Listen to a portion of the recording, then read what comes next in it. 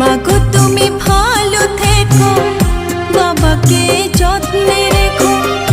আমি আজ যাচ্ছি মা পরেরই ঘরে,